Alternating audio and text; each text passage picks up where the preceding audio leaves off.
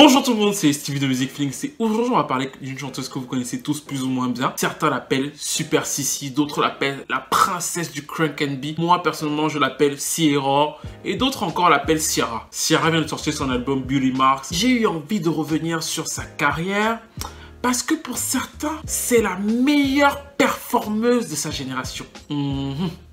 Pour d'autres encore, c'est la meilleure danseuse de sa génération.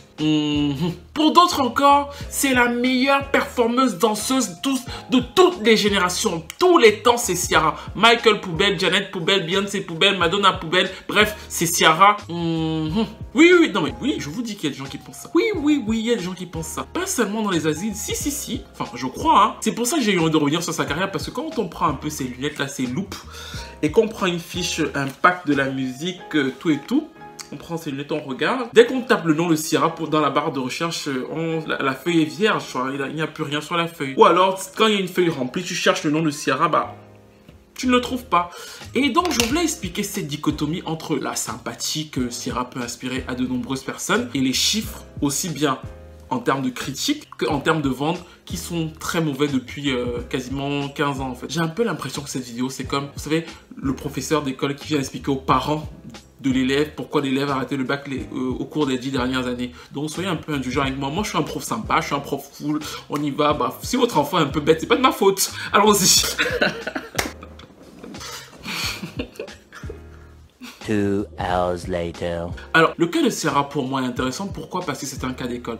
C'est quand même un cas d'école parce qu'il résulte d'une dichotomie réelle entre le producteur qui avait pensé, qui avait donné une idéologie sur laquelle l'artiste était censé évoluer et avoir un chemin sur le très long terme, donc le visionnaire, et l'artiste elle-même qui est une femme, une personne qui a des aspirations, mannequinat, femme de famille, bref, entre la personne et le chemin qui était tracé. Et ce sont ces deux idéologies qui, inlassablement dans l'histoire de Ciara, se fight, limite deux mondes qui s'affrontent. Et c'est pour ça que je trouve que son histoire, en plus d'être l'histoire simplement de Ciara, est un cas d'école en fait. Et vous allez comprendre tout de suite pourquoi. Même dans la naissance de Ciara, parce que Ciara naît à Austin, au Texas, qui musicalement est un état plutôt ouvert dans ses racines, et elle grandit à Atlanta. Et je trouve que même dans ça, on trouve déjà les pièces qui vont refermer sa carrière. Je sais, je suis un peu dingue de dire ça, mais c'est vrai, parce qu'elle grandit à Atlanta, et Atlanta c'est le bouillon de la musique urbaine, c'est le terroir même de la musique urbaine sudiste, et elle est née à Austin. Et on va retrouver cette opposition dans sa carrière, parce que c'est à Atlanta qu'elle se passionne de base pour le R&B. Elle est dans un groupe de R&B qui s'appelle ERC, c'est un groupe qui est pas intéressant, jusqu'à ce qu'elle rencontre le producteur Jazzifa. Jazzifa, c'est un producteur de hip-hop à la base, qui a un son bien particulier, bien identifié, et c'est vraiment ça en fait. Il a une patte, aussi bien au niveau de ses instrumentaux, qui sont très sudistes, avec souvent des influences soulful gospel, et c'est ce son sombre et sudiste qui va faire son succès. Il produit pour Nate Dogg et pour plusieurs autres artistes sur des titres comme celui-ci. Ou encore celui-ci.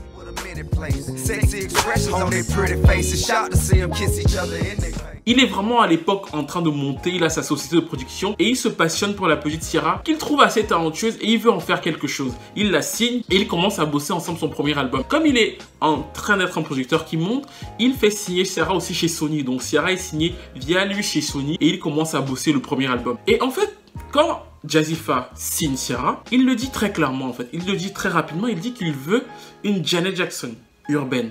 Il veut une Janet Jackson qui va occuper le terrain très black hip-hop. Il trouve que c'est un terrain qui n'est pas occupé et c'est ce qu'il veut en faire.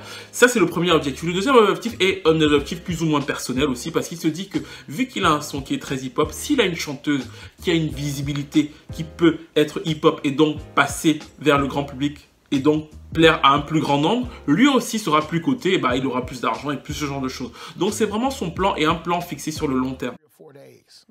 She hung out with me 3 or 4 days, and every time a beat would come on the beatbox out in the lobby, she just start dancing it. Right. I was like, she was only 17, so right. I'm like, she was still in high school, right? Yeah, and she was dancing so sexy, and like she had these little low riding pants. I was like, right. yo, you want to be like a mother in the church, like right. Put a shirt, like you can't be dancing like that in front of these grown men, right? You know what I mean? Wow. So like when I saw that. I was like, this girl can dance. So we got to make.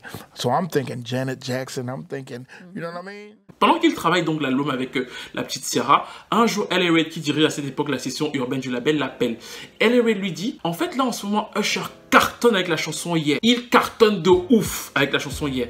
Et on veut une meuf qui va faire la version féminine. Et en plus, ta petite là, Ciara, là, on le sent bien pour elle. Jazzy a dit, ouais, moi je suis pas fan de lui. L.A. Reid lui dit, si, c'est le son du sud, ça va vous porter. Vous t'inquiète pas, il y aura pas de... On n'y reverra que du feu, les gens n'ont pas trouvé ça choquant, vas-y quoi. Et donc il appelle Lil Jon et il est plutôt prêt à collaborer avec Lil Jon.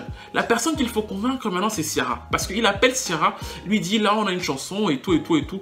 Et on veut la sortir, ça s'appelle My Goodies. Et Ciara lui dit... Non.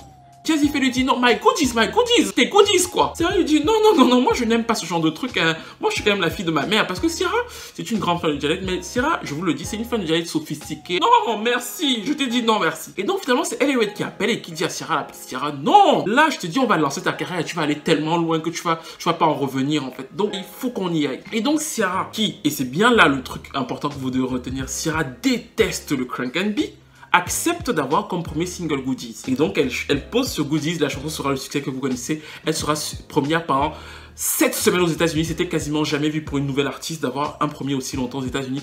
Immense démarrage. L.A. Reid, qui est un monsieur que vous devez connaître et que vous allez connaître si vous suivez mes vidéos et que vous devez vous abonner là. Suivez mes vidéos, abonnez-vous. L.A. Reid, ce monsieur-là, est vraiment un génie et il a encore vu juste. Du coup, ce boulevard que lui offre le single permet d'enchaîner et donc d'embrayer sur le son. Donc l'image que Jazzy avait pensé et surtout l'imagerie ont vraiment là leur succès en fait, c'est leur heure parce que One Two Step cartonne, O cartonne et remarquez bien, vous retrouvez un univers dans ces deux titres. Après en troisième single, ils sortent la balade N.I. mais elle n'avait pas vraiment d'intérêt. Le but pour Jazzy était d'installer Ciara en tant qu'univers et lui donner une espèce d'hégémonie sur une scène urbaine qui n'était pas souvent exploitée par les femmes. Et ça prend. Donc l'album fait 2,7 millions de ventes, Ciara fait 5 millions de ventes dans le monde, elle se fait connaître internationalement. Jazzy fait, quand il rentre au quartier, il dit non les gars, vous avez vu, je flex hein. Vous regardez mon plan que je vous racontais là en 2001-2002, vous avez vu aujourd'hui la petite à 5 millions de ventes, c'est moi, c'est mon son. Le gars était ouf. Et c'était vraiment une période touchante parce que Jazzy fait raconter le succès de Ciara partout. En fait, c'était son succès, c'était sa poulaine, machin. Hyper heureux de voir ce projet finalement aboutir. Et pour lui, ce n'était que la première étape. La deuxième étape, c'était d'atteindre la vraie Janet. Et voilà. C'était vraiment une aventure qu'il se lançait pour lui. Sauf que dans le deuxième album, Ciara veut prendre ses distances. Et comme elle a plus de succès, le label lui laisse en fait. Donc le label lui dit, bah oui, si tu veux contacter d'autres producteurs, il n'y a pas de souci. Ciara dit, oui, moi, je veux évoluer dans Evolution. Elle appelle The Dream, elle appelle Neptunes, elle appelle Rodney Jerkins, elle appelle tous les producteurs qui sont à la mode à l'époque parce qu'elle veut travailler avec eux. Jazzy fait lui se sent un peu mal à l'aise. Il se dit, ouais, mais c'est un peu bizarre. Mais le label lui dit, il n'y a pas de souci, t'inquiète pas. Il y a une chanson qui s'appelle Get Up, on va la sortir, ce sera le premier single de l'album et elle sera aussi sur la bande originale du film Step Up. La chanson se classe 10e aux États-Unis. C'est pas le même succès que les précédents, mais il marche bien. Et il sera le plus gros succès du deuxième album de Ciara. C'est vraiment quelque chose qu'il faut retenir. Get Up sera le plus gros succès du second album de Ciara. Parce qu'ensuite, Ciara, qui voulait donc évoluer vers quelque chose de plus sensuel, propose Promise. Et cette chanson qui lui donne une image plus sensuelle, plus glamour, ne va pas plaire à tout le monde. Et c'est vraiment quelque chose qui va peut-être choquer les gens qui vont regarder cette vidéo, mais c'est vrai en fait. C'est-à-dire que Promise est vécu comme une trahison pour beaucoup de fans de Ciara, alors que la chanson est plutôt bonne, on est d'accord. Mais pour les fans de Ciara du terroir, là, ouais, mais qu'est-ce qu'elle nous fait là? On était encore en train de... Tu vois, on était encore en train de faire les... Pourquoi est-ce qu'elle va vite comme ça? Et donc, du coup, il y a une espèce de premier refroidissement dans l'image de Ciara. Mais le titre n'est pas un flop. Il se classe 11e au Hot 100. C'est-à-dire qu'il est un peu moins successful que Get Up, mais ce n'est pas un flop. Le label qui avait prévu le coup se dit, bon, le deuxième single, c'est Like a Boy. Et si vous regardez le clip de Like a Boy, on retrouve l'imagerie pensée par Jazzy qui est encore là derrière, mais ce n'est plus le son. Le son est plus pop sur Like a Boy, c'est un son plus pop R&B. D'ailleurs, c'est pour ça que la chanson marche plutôt bien en Europe. Mais aux États-Unis, ça patine un peu, c'est-à-dire que le titre n'est que 19e. On voit quand même qu'il y a un affaissement dans le public de Ciara et que ce n'est plus la folie du premier album. Sur le troisième single, qui est une chanson avec 50 Cent, Can't Leave Him Alone, qui est plus une chanson R&B plutôt classique, la chanson est 40e et c'est la fin de l'ère en fait. À la fin de l'ère de Evolution, les chiffres ne sont pas mauvais parce que Ciara fait 1,3 million de ventes. Elle perd la moitié de ses acheteurs par rapport au premier album, mais ce n'est pas catastrophique. Le problème qui se pose, c'est qu'en général, pour ce genre d'artiste, on veut te faire une grosse tournée après ton deuxième album. Donc ton deuxième album doit te confirmé suffisamment pour que tu ailles dans une grosse tournée. Et RCA touche le terrain et ils se rendent compte que Ciara n'est pas encore prête. Il n'y a pas encore un lien suffisamment fort pour qu'elle puisse faire une grosse tournée et vraiment l'imposer en tant que performeuse comme certains le voudraient. Et ça, c'est le premier point noir de sa carrière. C'est-à-dire que c'est sur cet album-là qu'elle aurait dû faire sa tournée de démonstration de Mawashigeri, tu vois. Tu montres que là, vraiment, Michael, là, tu le réveilles, tu le réveilles, tu le rendors, tu le réveilles, tu le rendors quand tu veux. C'était là qu'elle devait le montrer. Et la tournée ne se fait pas. Résultat, il faut passer au 3e album. Et Ciara commence donc à travailler sur le 3e album. Et Jazzy Faye commence à se sentir mal à l'aise. Parce que lui, il avait un plan. Comme je vous ai expliqué, Jazzy Faye voulait un plan sur le très long terme.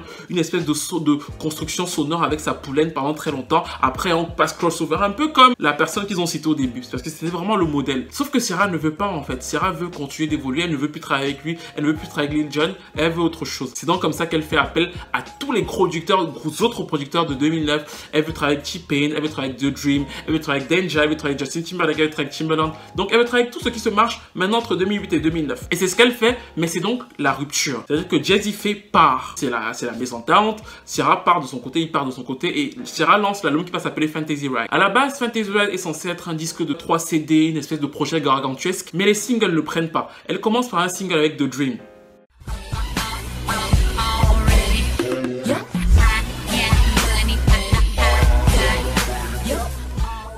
Le clip sera finalement annulé, la chanson ne prend pas en radio. Il y a une espèce de dichotomie encore avec le public urbain qui se dit que ils comprennent pas où elle va. Sur le second extrait, elle se raccroche à T-Pain. Vous savez qu'à l'époque, on est en 2008-2009, T-Pain marchait encore bien. Elle se raccroche à T-Pain pour voir si ça peut prendre sur cette chanson.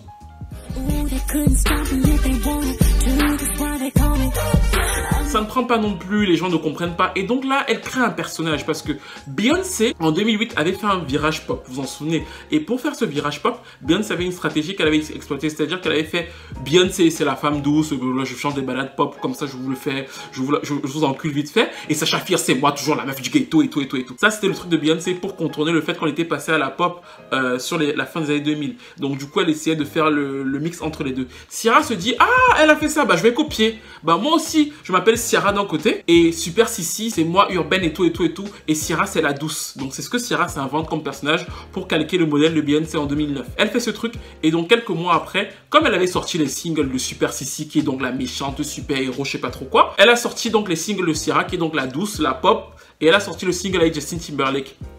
Ciara. Alors Love, Sex and Magic, c'est particulier parce que je vous ai pas encore fait les dossiers sur les radios, mais je vais faire les dossiers sur les radios, donc abonnez-vous sur la chaîne. Mais c'est intéressant parce que Love, Sex and Magic sera un succès européen parce que c'est Justin Timberlake et que c'est le son de Justin Timberlake qui marche à l'époque. Donc les gens qui vont acheter la chanson en Europe vont l'acheter parce que c'est Justin, ils s'en foutent de Ciara. Pareil pour le public pop américain, ils vont écouter la chanson à la radio, ils vont l'acheter parce que c'est un single qui ressemble au single de Justin.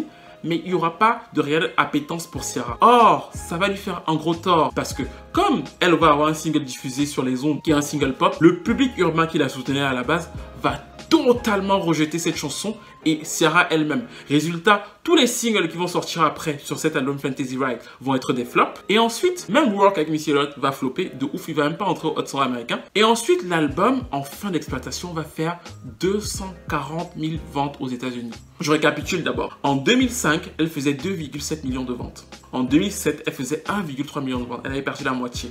2 ans après, avec toujours une exposition maximale parce qu'elle est encore très en vue. On la voit beaucoup. Elle fait 240 000 ventes. C'était une douche froide. Les forums de R&B se moquaient d'elle. On disait qu'on offrait son album au KFC gratuitement avec des jus, avec des menus. Enfin, elle est devenue la risée de l'industrie avec cet échec et il était analysé par tout le monde parce que le passage en pop avait été très rapide. Et c'est une réalité. C'est-à-dire que le passage, le fait qu'elle ait voulu très vite devenir une pop star alors qu'elle n'avait pas encore totalement une vraie assise sur le public urbain a été trop violent.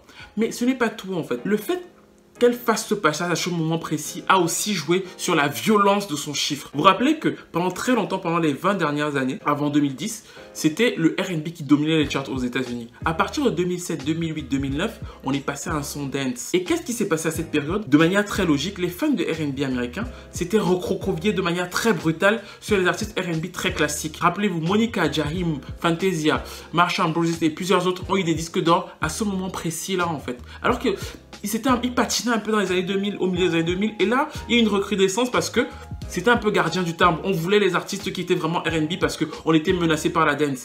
Et du coup, ce truc-là a créé quoi? Ce truc a créé que les artistes qu'on pensait urbains, qui faisaient des petits écarts, étaient fouettés très fortement en fait. Et c'est ce qui est arrivé à Ciara, c'est-à-dire qu'elle a fait le passage en pop sans avoir une assise urbaine sûre. C'est vrai, mais elle a aussi fait un mauvais moment, c'est-à-dire qu'elle a fait au moment où les gens étaient beaucoup plus attentionnés sur ce genre de choses. C'est ce qui explique le sort de Fantasy Ride. L'autre problème, c'est que Fantasy Ride a coûté très cher au label. Les gens ne le savent pas, mais les producteurs, appelez Timbaland, appelez Neptune, appelez tous ces gens-là, pour faire un album, ça coûte cher. Donc le label était dégoûté de voir 250 000 ventes alors qu'ils avaient investi des millions de dollars sur cet album-là. Donc ils ne croyaient plus en Ciara, ils ne voulaient plus rien faire avec elle. C'est là que The Dream appelle. The Dream dit à RCA, ouais, mais moi je veux continuer à travailler avec RCA, je vais faire un album avec Ciara. RCA leur dit, ouais, non, mais elle nous a coûté trop d'argent. Et The Dream dit, oui, mais là on va faire un album que tous les deux qui va pas coûter cher et tout, on va y aller, vous inquiétez pas. Et c'est un vrai retour urbain parce que RCA dit oui, mais oui, on a compris que l'album avait fait était trop pop, donc oui. Et The Dream lui dit oui, vous inquiétez pas, nous aussi on a compris que l'album était trop pop. Et là on va faire un album plus urbain.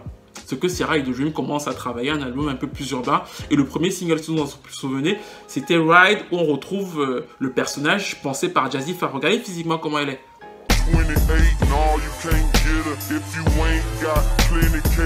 On retrouve la meuf sportive, machin, sexy, maman. La meuf un peu urbaine, la ghetto. On retrouve ce personnage-là dans Ride. Et la chanson cartonne dans les charts R&B. C'est un retour plus ou moins en force pour elle. C'est pas encore un comeback de ouf. C'est un retour gracieux. Les charts R&B la recueillent. Donc, il faut réchauffer la relation, quoi. C'est genre en mode, bon, recommençons, recréons un lien. Et donc, logiquement, vu que tu es un peu en froid avec quelqu'un, vous vous réconciliez, tu fais un petit truc, la personne te dit, bon, ça va, je suis un peu réconcilié avec toi, ça va, tu vois. Ça, vous commencez à vous réconcilier. Le lendemain, tu refais la chose qui a énervé la personne. C'est ce que Ciara va faire, en fait. C'est-à-dire que le label lui dit, en second single, on veut un autre truc urbain. Ciara dit, non, je veux la chanson Gimme That. Le label dit que non, on ne croit pas en Gimme That parce que ça ne va pas correspondre au public urbain et aux radios urbaines. Mais Ciara insiste. Donc le label dit, on ne va pas financer le truc. Donc elle veut quand même sortir la chanson et elle paye de sa propre poche. Et c'est une erreur parce que le label avait raison. Le titre ne fonctionne pas dans les radios R&B et ça floppe totalement. Quand le label finit par accepter de sortir la chanson Speechless, quelques mois plus tard, c'est trop tard, le mal a été fait. Ciara se retrouve sur son 4e album Basic Instinct avec 115 000 exemplaires. C'est d'autant plus dur que Basic Instinct, le nom même de l'album, était fait en référence au fait de la reconquête des fans urbaines. C'est-à-dire que même le clip, rappelez-vous, elle dansait dans les poubelles et tout.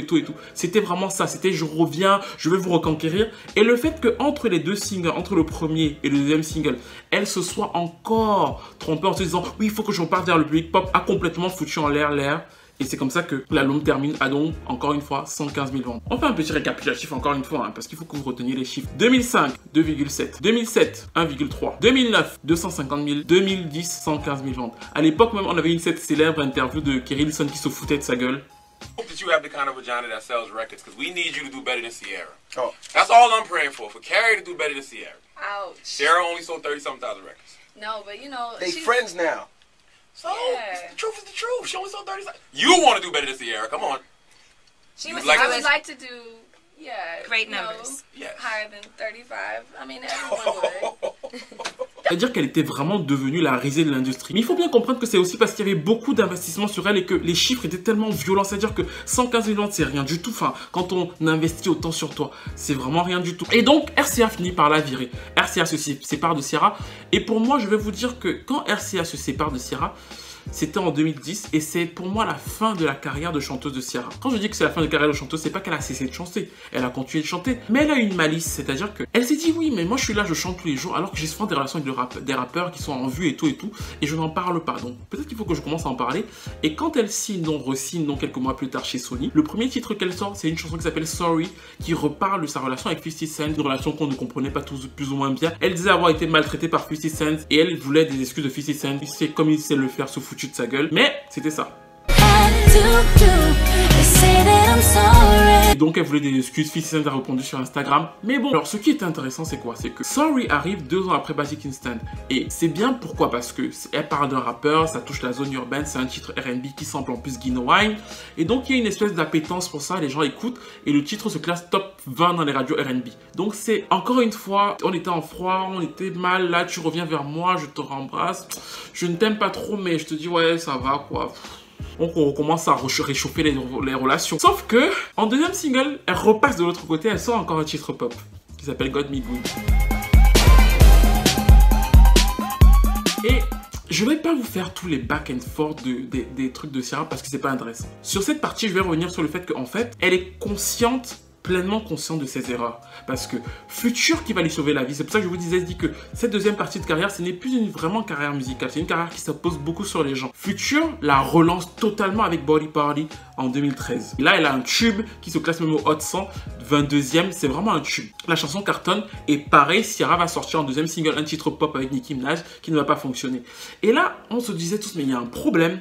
Et là, Future a dit non, il n'y a pas de problème parce que même moi, Future qui est composé Body Party pour elle et qui a donc cartonné aussi grâce à Future parce que rappelez-vous que Future était un rappeur à la mode qui lui a redonné une visibilité du fait de sa relation avec elle, aussi dans la section urbaine. Bah en fait, il a expliqué dans plusieurs interviews que non, il lui a dit à plusieurs reprises qu'elle devait retisser ce lien avec le public urbain. Mais Ciara ne veut pas ça en fait. Ciara ne veut pas ça parce que elle explique dès 2011-2012 qu'elle détestait être appelée Princess of Crank and B parce qu'elle n'a jamais aimé le crunk. Elle l'a clairement dit dans plusieurs interviews.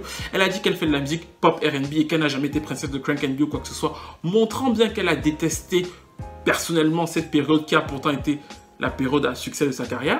Et en 2015, qu'est-ce qui la sauve à nouveau? C'est qu'elle fait une chanson sur sa rupture avec Future, I Bet. Donc de nouveau, on se réintéresse à elle parce que c'est une chanson R&B, le public R&B s'écoute. Le titre est plutôt pas mal. Il s'en sort plutôt bien dans les charts R&B, mais c'est parce que c'est une chanson qui concerne sa relation avec un rappeur. Qu'est-ce que j'ai envie de dire? Ce que je veux dire, c'est que elle est toujours visible, Ciara. Si vous regardez, elle est encore là, elle est visible. Mais si vous regardez profondément, elle est beaucoup visible dans les années 2010 du fait de ses associations et de ses relations avec Future, Russell Simon, 50 Cent. Je ne juge pas le fond de ses relations, pas du tout. Mais du fait, elle exploite ça dans sa musique pour avoir toujours une visibilité constante sur le public urbain. Ça s'est passé sur Body Party, ça s'est parti sur I Bet. Et avec Russell Simon, elle va exploiter ça pour vendre l'album. Le seul truc, c'est que le public de base de Ciara, l'ancien public là, est totalement passé à autre chose. C'est ce qui s'est passé sur Level Up. Level Up, en fait, elle avait samplé un challenge qui avait marché l'année d'avant.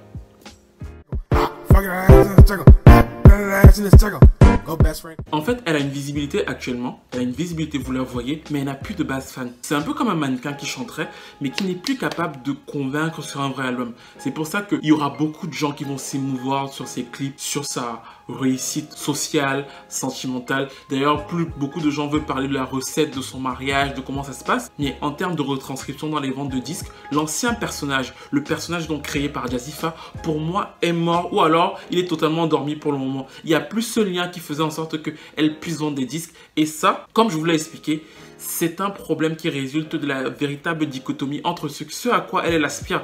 Elle veut pas rester la fille ghetto. Elle veut pas rester dans ce personnage-là. Elle veut aller vers d'autres choses. Et ce à quoi Jazzifa aspirait, parce que Jazzifa, contrairement à Ciara, ne pensait pas que Ciara allait rester la fille ghetto. Jazzifa pensait qu'en fait, ils allaient rester sur 2-3 albums ensemble pour qu'elle puisse avoir un son identifié et qu'ensuite elle puisse évoluer. Micromanagement is the word for her, and she needs special attention. She doesn't need like somebody, and I'm not saying I gotta be the one, but I know what to do. Ciara is just, she was put together by Jazzy Faye, and I understood the whole thing. I knew where to take her for styling, I knew where to take her for music, I knew where to take her outside of the music, everything, from the gym to everything else. Le seul problème entre les deux, c'est la temporalité. C'est-à-dire que Ciara a voulu le faire très vite, et du coup, elle s'est cassée la gueule. Enfin, dans le cas de Ciara, il y a encore autre chose. C'est-à-dire que, tout à l'heure, je vous ai dit que The Evolution avait un gros point noir. C'est pas un échec commercial cet album, il s'est vendu à 1,3 million d'exemplaires, c'est pas un échec commercial, mais il a eu un point noir. Le point noir, c'est que, en général, pour les performeurs dans la case de Ciara, c'est le deuxième album où on t'impose. C'est le deuxième album où on te fait faire la grosse tournée qui va te confirmer un statut, qui va te donner une aura, qui va complètement dépasser ta musique. C'était ce qui devait se passer pour Ciara avec The Evolution. Mais comme l'album là a fessé au niveau des ventes, c'était pas un échec commercial, mais c'était pas non plus l'album capable de la porter et faire ça. Et donc, il n'y a pas eu de tournée. Et vous avez vu, je vous ai montré comment elle s'est totalement effondrée sur les chiffres sur la suite. Donc, il n'était plus possible pour un label d'investir sur une grosse tournée. En 2015, ils ont essayé de faire une tournée avec Ciara. Elle faisait des salles de 2000 places, 2500 places. Elle n'a jamais eu l'occasion de faire une vraie tournée, d'avoir des vrais décors et de montrer tout son talent et toute sa variation de performeuse en fait. Et c'est ce truc-là qui fait en sorte qu'il y a aussi une autre partie de son lien qui n'a jamais été conçue avec le public. Il faut faire des tournées pour pouvoir aussi montrer qui tu es, montrer l'éventail de tes possibilités. Elle fait de belles prestations télévisées, c'est sûr, mais tous les gros performeurs, tous les performeurs hyper reconnus ont des tournées au moins où on sait que voici son catalogue, voici ce qu'elle peut apporter sur scène, voici comment elle peut la gérer. Ciara, en 2015, devait remplir des salles de 1500 à 2000 places. Et il y avait des fois où elle n'arrivait pas à remplir ces salles-là. Pire encore, sur la deuxième partie de la tournée, Jackie a été annulée parce que le promoteur voyait que les places n'allaient pas être remplies. Et ce n'est pas normal. Ça veut dire qu'elle restait au stade de danseuse qui chante. Elle n'a jamais encore fait la transition en tant que performeuse qui incarne plus que sa musique. Et ça, c'est vraiment dommage parce que ça, c'est quelque chose qu'elle aurait quand même pu réussir sans Jazzifa. Bref, on arrive à la fin de cette vidéo. Je reviendrai souvent sur le cas de Ciara parce que comme je vous ai dit, c'est un cas d'école. Vous voyez bien que la dichotomie entre ses envies personnelles et son envie d'être une pop star et tout et le chemin qui avait été construit pour elle a complètement fracassé sa carrière et ses errances pop, urbaines et tout ont complètement détruit son lien avec le public urbain. Et je vous dis encore une fois que Beauty Mark n'est pas un album qui se vendra parce qu'il n'y a plus du tout de fanbase pour pouvoir soutenir ce genre de projet. En revanche, ce que Ciara a aussi oublié quand elle contactait beaucoup de producteurs à chaque fois et tout, c'est que quand tu es une petite voix sur la scène américaine R&B, c'est-à-dire que quand tu es une petite voix sur la scène urbaine américaine, il faut absolument avoir un son. Pourquoi? Parce que quand Ciara, en même temps qu'elle contactait Timbaland, de Neptune et tout ça là, mais toutes les autres filles contactaient Timbaland et Neptune et tout ça là. Ça veut dire quoi? Ça veut dire que tu ne pourras jamais gagner chez un auditeur de R&B avec d'autres chanteuses qui chantent sur les mêmes prods que toi, en chantant mieux que toi en fait. C'est ce qu'avait compris Jazzifa. Et c'est donc la véritable méthode de Janet Jackson. Mais je vous expliquerai très bientôt le pourquoi du comment. En attendant, n'hésitez pas à me dire ce que vous pensez de la carrière de Ciara. N'hésitez pas à me dire ce que vous pensez de cette analyse sur Ciara. N'hésitez pas à me dire tout ce que vous voulez sur elle dans les commentaires. Abonnez-vous, partagez la vidéo et à très vite pour une nouvelle analyse. Et pour ceux qui n'auraient vraiment pas compris ce que je dis à propos de Ciara et qui seraient là en mode oh là là Stevie c'est parce qu'il est jaloux, c'est parce que le mari de Ciara est beau et tout ce genre de trucs là, je vous conseille de réécouter les chansons de Ciara. Je vous conseille de réécouter la discographie de Ciara album par album parce que vous allez vous rendre compte de quelque chose. Que vous aimiez ou que vous n'aimiez pas les albums, vous allez voir que Goodies il a une coloration particulière. Vous allez reconnaître la patte de Jazzifa, même si c'est pas lui qui produit tous les titres, vous allez voir que le son qu'il a donné à l'album s'entend en fait. C'est pas le même son que Christina Milian, c'est pas le même son que Beyoncé. Il y a une coloration sur ce disque que vous n'allez plus jamais retrouver dans sa carrière et ça en dit beaucoup en fait. Donc voilà.